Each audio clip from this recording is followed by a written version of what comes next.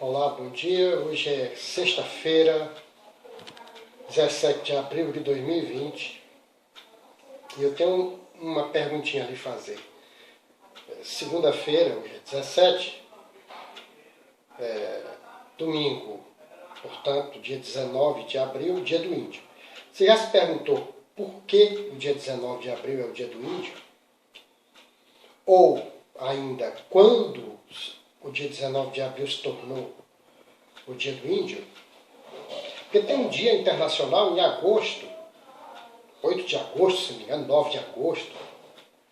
Por que 19 de abril aqui no Brasil e na América Latina? Quase toda, praticamente. Bom, em 19 de abril de 1940, reuniu-se na Cidade do México o primeiro Conselho Americano, primeiro Congresso Indigenista Interamericano. 19 de abril de 1940.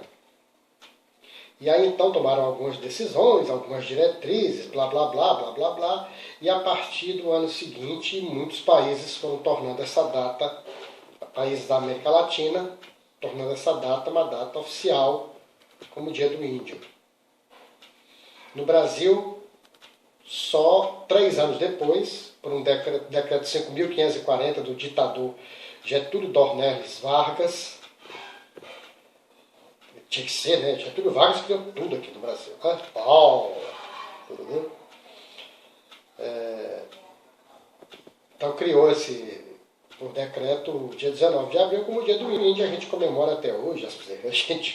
A gente é muita gente, né? Será que tem mesmo que comemorar? Eu não sou chegado a essas datas, negócio de data disto, dia daquilo outro. Né? Como dizia Einstein, toda essa babaquice, ele não chama babaquice, mas eu chamo, né? Toda essa baboseira que chamam de patriotismo eu tenho uma aversão, eu não gosto dessas coisas.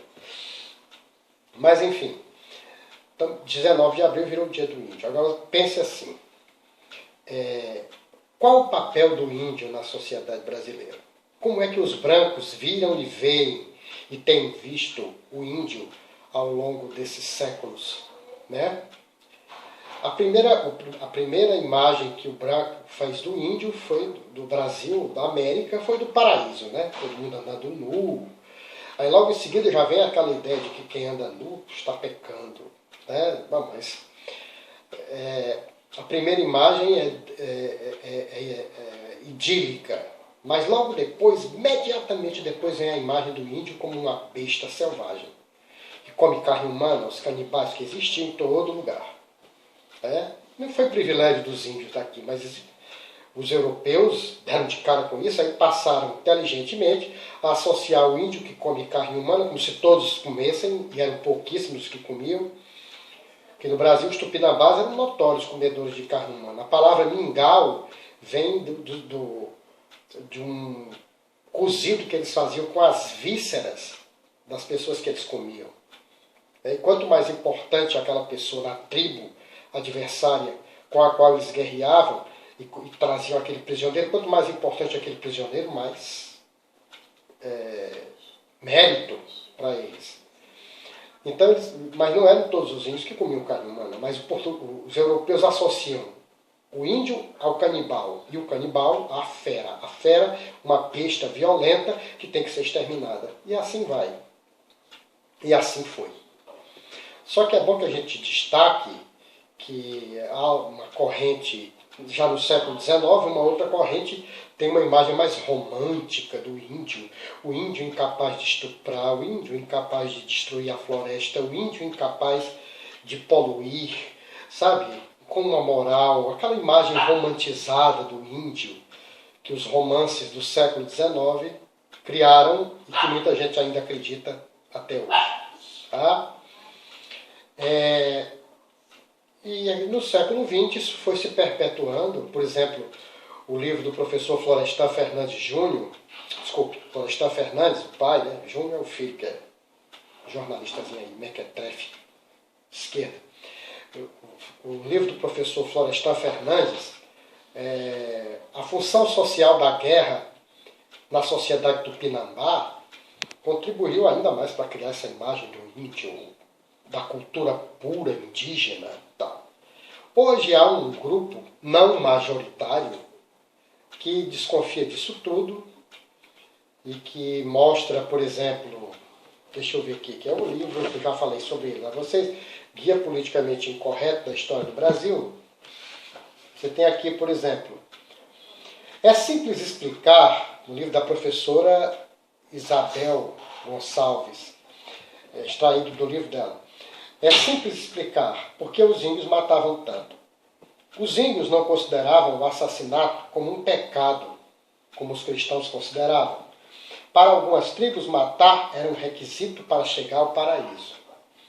Segundo o calvinista francês Jean de Léry, que viveu entre os índios aqui um tempo, os tupinambás, notórios comedores de carne humana, acreditavam que depois da morte, os que viveram dentro das normas consideradas certas, matar e comer seus adversários, vão para além das altas montanhas, dançar em lindos jardins com as almas dos seus ancestrais.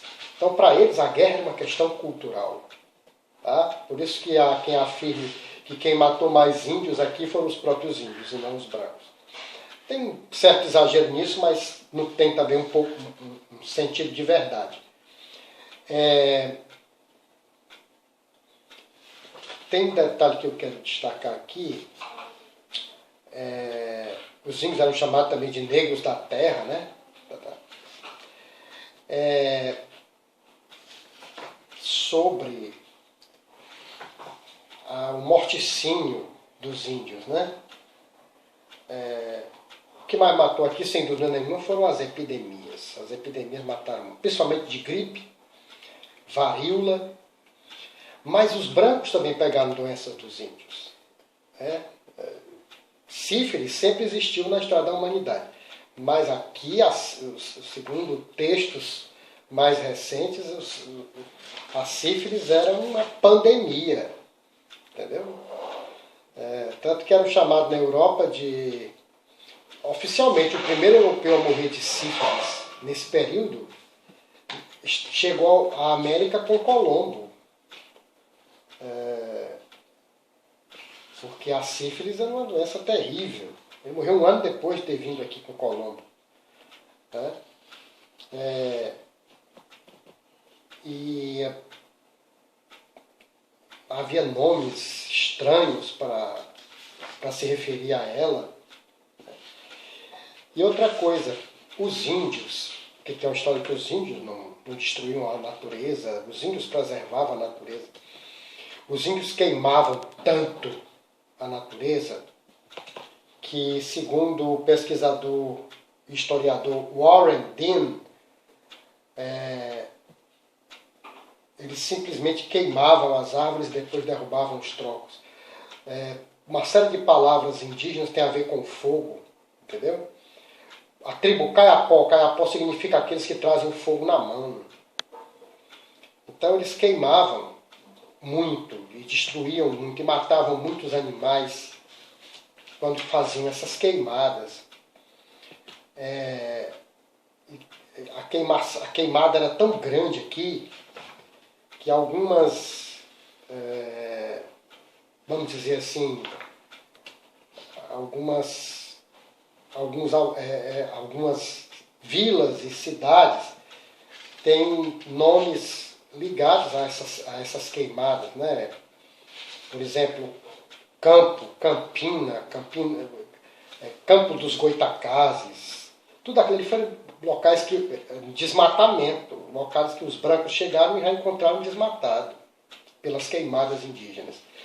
Então criou-se uma ideia do índio romântico, aquele romantismo do século XIX, o índio que não mata, que não destrói. Isso é uma ideia romântica. Os índios fazem guerra, que ela faz parte da cultura deles, eles queimavam, eles matavam, eles destruíam, igualzinho. Agora, como a quantidade era menor, isso acabou, não tinha os efeitos da poluição que tem hoje, mas eles contribuíram para isso. Agora tem muita gente que vai continuar dizendo, não, eles eram puros, sabe? Não eram, não, eles eram homens, humanos. E como todos são capazes de destruição, e o fizeram. Entendeu?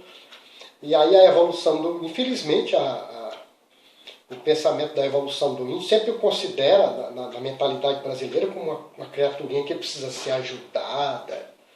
Eles querem levar a vida deles. Tem que ser protegidos pelos seus direitos naturais, mas tem muito exagero também. E muita estupidez, né? Por exemplo, dizer que os índios morrem por falta de assistência técnica, como disse aquela senhora do Dentão, que eu não vou nem dizer o nome dela para não me aborrecer muito cedo, e o atual presidente disse que os índios estão cada vez mais parecidos com os humanos. Como se eles nunca tivessem sido humanos. Mesmo que no passado eles não tivessem sido considerados humanos, nós sabemos que eles eram humanos. Uma pessoa dizer um negócio desse hoje é completamente fora do contexto. Mas é isso aí. O Dia do Índio é uma coisa mais romântica do que prática. É isso aí.